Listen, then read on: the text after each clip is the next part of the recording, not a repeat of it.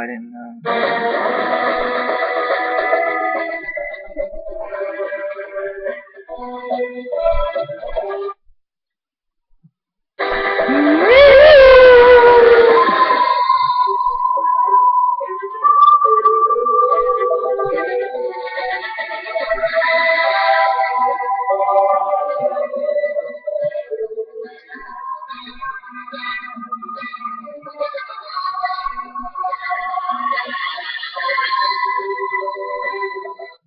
So, if you haven't figured it out by the theme song, it's a Doctor Who video! Oops.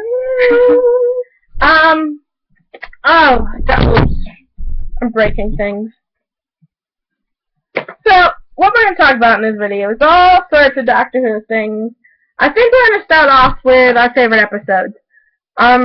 We might be here a while. I'll go through with each Doctor, I guess, and then I'll do my least favorite. We'll do our least favorite episodes.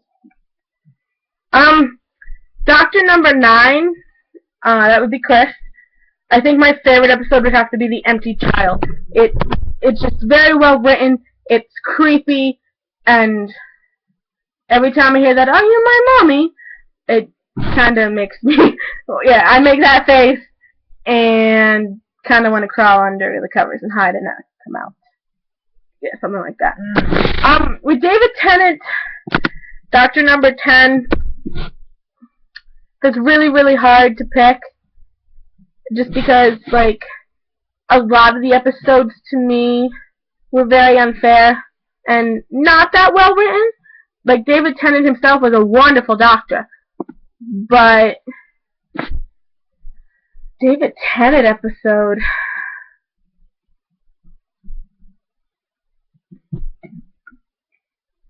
yeah, I mean, Blink was a good episode, but it's not, believe it or not, it's not my favorite.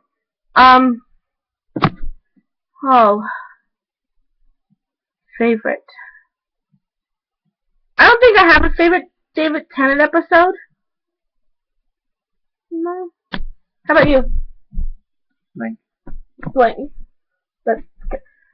Alright, Matt's only watched Doctor number 11. We have to take a day, maybe over. I've seen some 10. He's not seen any of 9 though, so he's missing some. So I think over winter break we're gonna go back and watch some on Netflix. I've seen most of 10. Most of 10, yeah. Doctor number 11, Matt Smith, my favorite Doctor. Oh goodness, I have to pick a favorite episode with him. I think from this season it's Dinosaurs on a Spaceship. Sassy robots, dinosaurs, Tracy, heartbreaking wrench, but Stephen Moffat's an asshole, so he tends to break my heart and throw it off a building. The season 9's Angels Take Manhattan. Because I like when my favorite people jump off buildings. He's lying to you. I mean, all of the season was really good. I like to see the Doctor progress into what he's turning into. It's change of character. Yay, character development. Yeah. Oh, I know my favorite David Tennant episode. And that is? The Fat Cells. Partners in Crime. Adipose. The Adipose. The little Fat Cells. That episode has to be my favorite. I don't know why. It just, I can't get over Donna standing on top of the roof going, "I'm waving at fat." So. But Matt Smith is definitely my favorite Doctor. Dinosaurs on a Spaceship. What else did he do that I just like him as the Doctor in general. Yeah. Least favorite episode time. Well, tonight's Doctor, I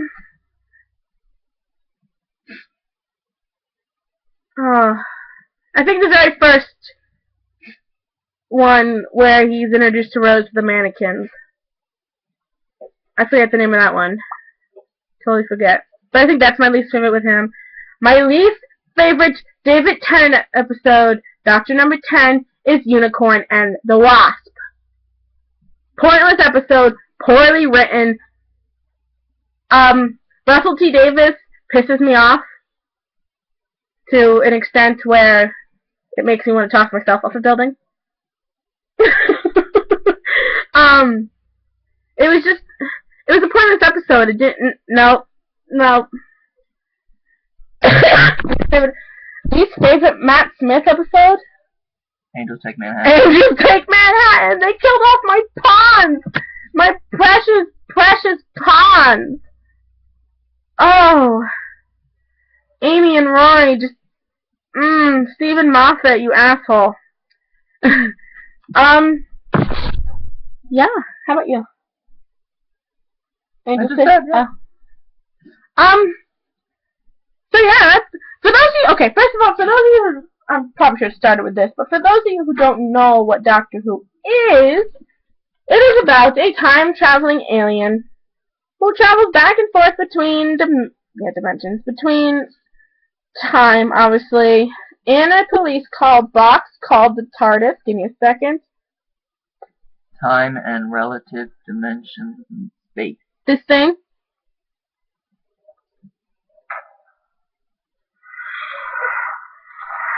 It's bigger on the inside, trust me.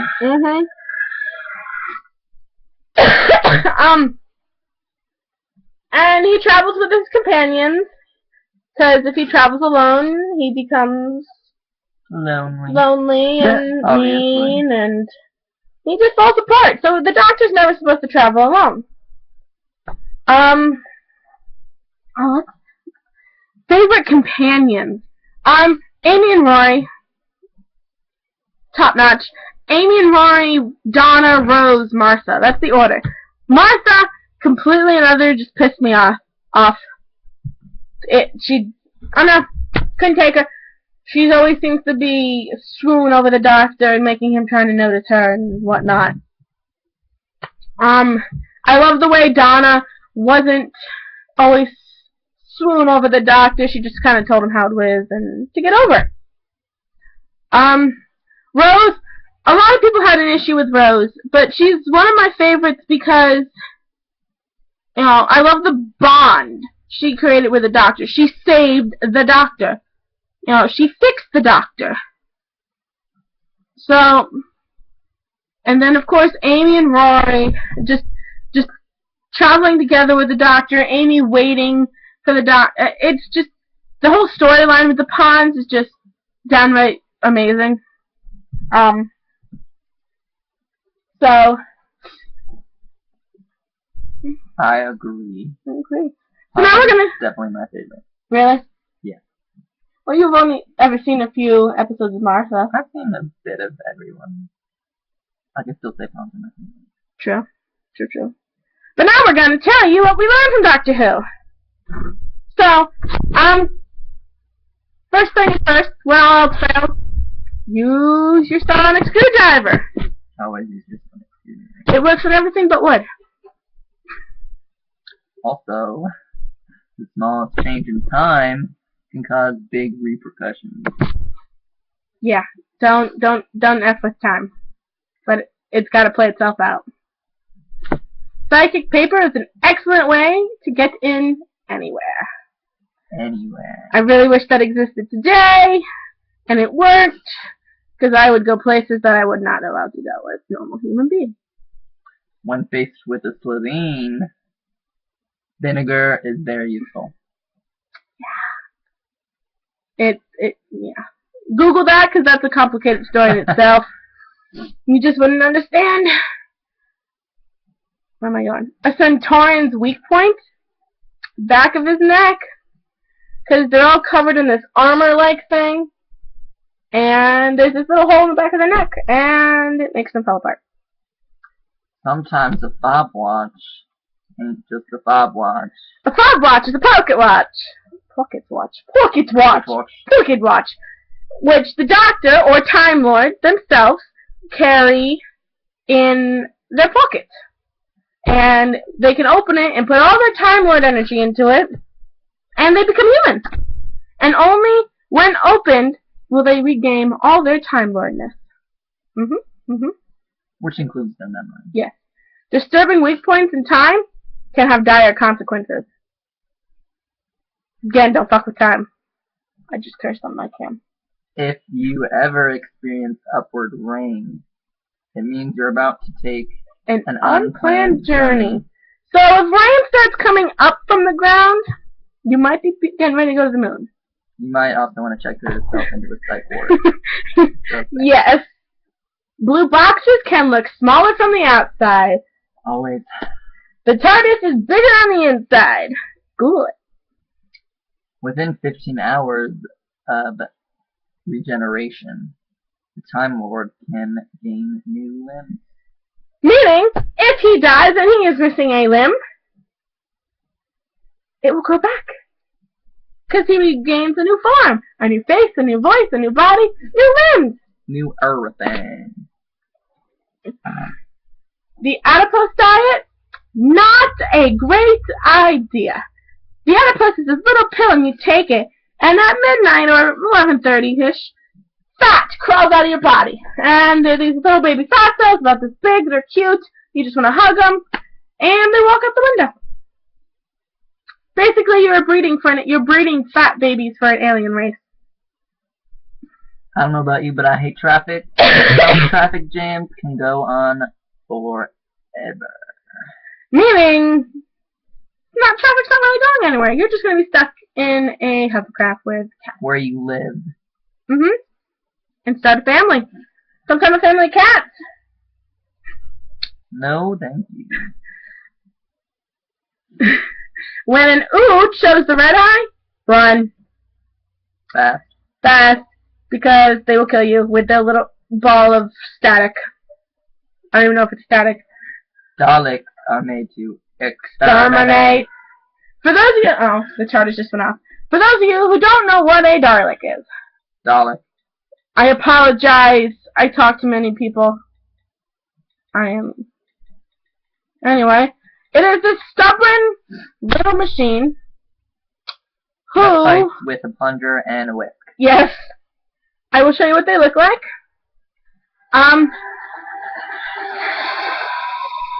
Doctor Who apps, gotta love them.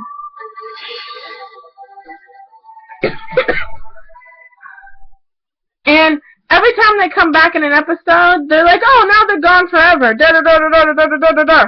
Yeah, well, 2 episodes later, they're back. This is what they look like. Oh God, I can't. Okay, and then plunger and whip. This is what they sound like.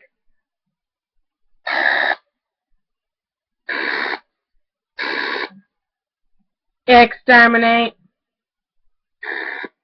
I don't think it's working. It's not working. It's supposed to, like, fix my voice, but it's not working. But that's what they are. Where are we? Oh, beware of the sound of the drums. That means the master. Hey. Mm-hmm. You can always grow a TARDIS. Google that. That's hard to explain. Really. Companions can be very useful. They can do shit you don't want to do. Or get caught and distract things while you fix everything. They can also jump off buildings, so beware. Supposed to do something together. Don't blink. The Weeping Angels. Google them. Google Weeping Angels Doctor Who. You will never be more terrified of a statue in your entire life. Don't blink.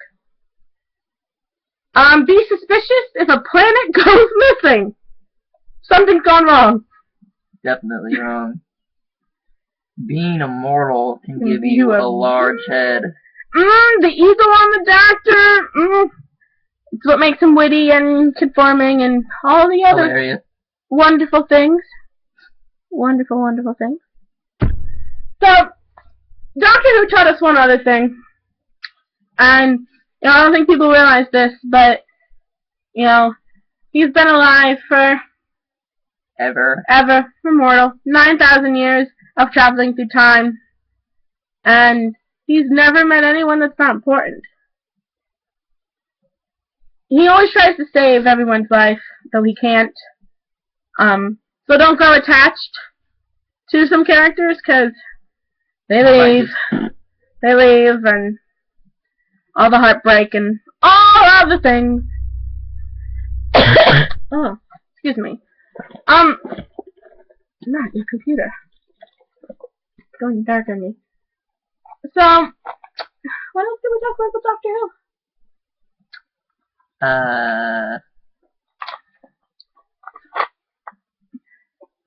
The 50th anniversary is coming up, actually, next year.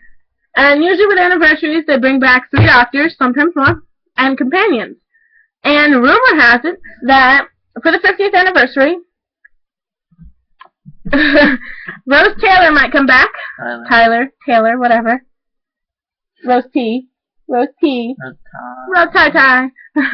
Some people are really upset about that. Some people are not. But, we get to see Matt Smith with Rose and some other companions. Of course, they can't bring back Amy and Rory because, hey, they're dead. Wow. Rip my heart out again. They're dead. Oh, I thought of another favorite episode with Matt Smith. Vincent and the Doctor. That is a good one. You're not gonna have an asthma attack on camera, are you? Oh. Vincent and the Doctor. Watch the episode. I don't care if you start with that episode. And if you like it, go back and watch all the other episodes. It's just a heart-touching episode. It's, those of you who haven't figured it out, it's about Vincent van Gogh and his paintings and his mental disorders. And it's just it's heart-wrenching, but it's so worth it to watch it. Watch all the Doctor Who. We are Whovians. And proud of it. Bye! Can you actually get this one?